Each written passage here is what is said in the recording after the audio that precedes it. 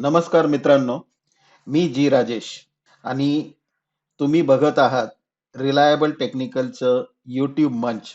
या मंचावरती आपण share market प्रशिक्षण विषयक व्हिडिओ टाकत असतो आणि त्याला तुम्ही भरभरून रिस्पॉन्स देत असता. तर मित्रांनो, येणारा आठवडा मार्केटसाठी कसा असेल किंवा निफ्टीच्या लेवल्स काय असतील, बँक निफ्टीच्या लेवल्स काय असतील, हे आता आपण बघणार आहोत. इलेक्शन्समुळे मार्केट न्यूज ड्रिव्हन आहे. उलट-सुलट न्यूज मार्केटमध्ये येत राहणार आहेत. त्यामुळे शक्यतो पोझिशन्स लाँग करताना किंवा शॉर्ट करताना थोड्याशा विचारपूर्वक कराव्यात. सर्वप्रथम डिस्क्लेमर, आपण सेबी रजिस्टर ॲडवायझर नाही आहोत. हे व्हिडिओ जे आपण बनवतो ते इन्फॉर्मेशनल आणि एज्युकेशनल पर्पजसाठी असतात.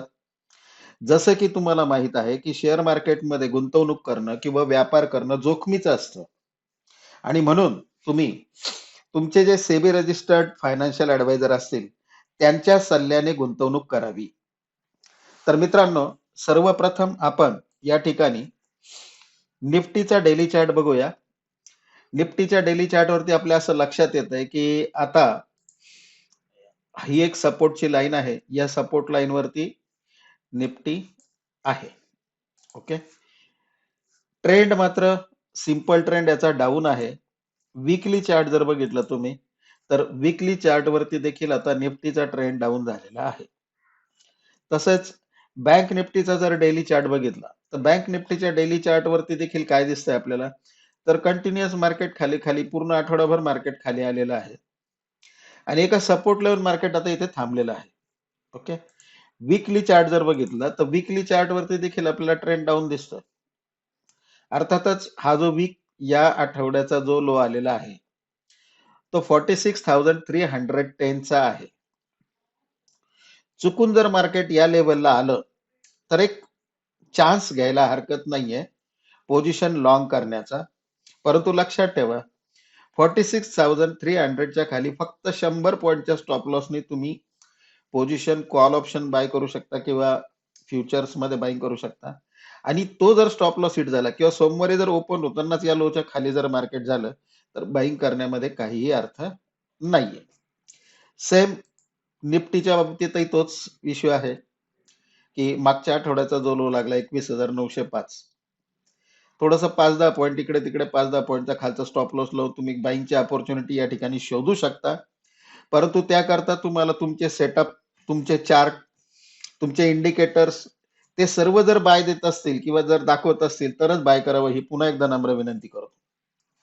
मित्रांनो, वीकली ट्रेंड डाऊन आहे.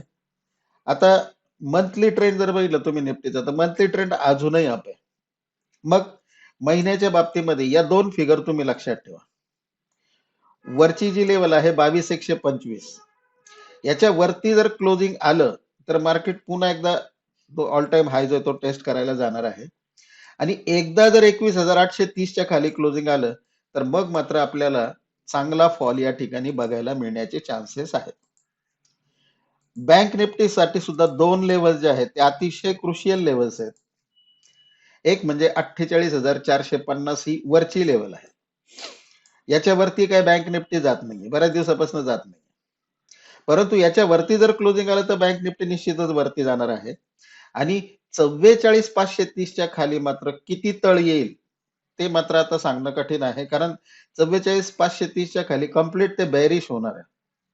त्यामुळे ह्या दोन लेवल्स तुम्ही लक्षात ठेवा. निफ्टी करता 21,830 आणि बँक निफ्टी करता 44,530. तोपर्यंत थोडंफार होल्डिंग करायला हरकत नाही, पण त्यानंतर मात्र होल्डिंग करण्यात काही अर्थ नाहीये.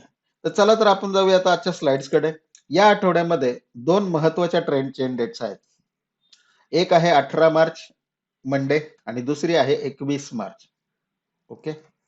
त्यानंतर निफ्टीचं क्लोजिंग 22,023. या तुमच्या समोर गॅनच्या ट्रेडिंग लेवल्स, ज्याला आपण WD गॅनच्या लेवल्स, जे आजही मार्केट त्याला रिस्पेक्ट देतं, त्या लेवल्स मी तुमच्या समोर इथे सपोर्टच्या साधारण 8 लेवल्स टाकलेले आहेत.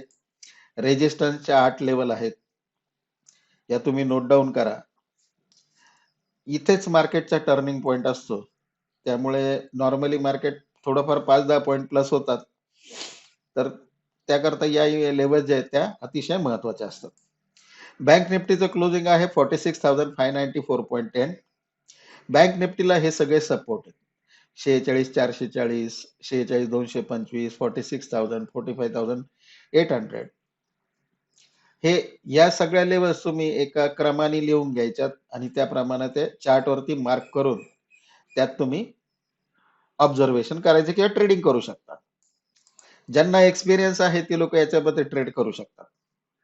नवीन लोकांनी याचा अनुभव घेऊ नये आणि म्हणूनच मी तुम्हाला सुरुवातीला डिस्क्लेमर दिलेला आहे की तुम्ही तुमच्या सेबी रजिस्टर्ड ऍडवायझरशी चर्चा करा, फायनान्शियल ऍडवायझरशी बोला आणि मग तुम्ही ट्रेडिंग करायचं की इन्व्हेस्टमेंट करायचं ठरवा. बँक निफ्टीला हे सर्व रेजिस्टन्स मी या ठिकाणी दिलेले आहेत, हे नोट डाऊन करा.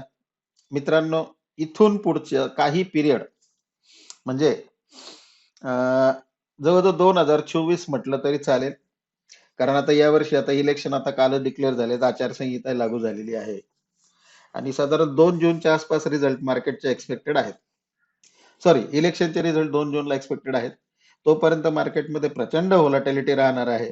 वेगवेगळ्या न्यूजचा आता म्हणजे बॅड न्यूज यायला आता बरीचशी सुरुवात पण झालेली आहे. त्यानंतर म्युच्युअल फंडांकडे पैसा येतोय, म्हणजे एसआयपीच्या मार्गाने पैसा येतो, पण त्यांना सुद्धा काही रिझर्व्ह ठेवणं गरजेचं आहे.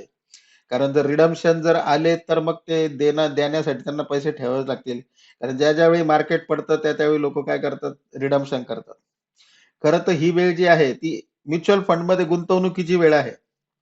जेव्हा जेव्हा मार्केट पडतं ना त्यावेळी तुम्ही एसआयपी मध्ये गुंतवणूक केली पाहिजे. सिस्टमॅटिक इन्व्हेस्टमेंट प्लॅन ज्याला आपण म्हणतो, त्यामध्ये आपण ही गुंतवणूक केली पाहिजे. म्हणजे आपल्याला प्रत्येक लोअर लेवलला काही युनिट्स म्युच्युअल फंडचे मिळत असतात.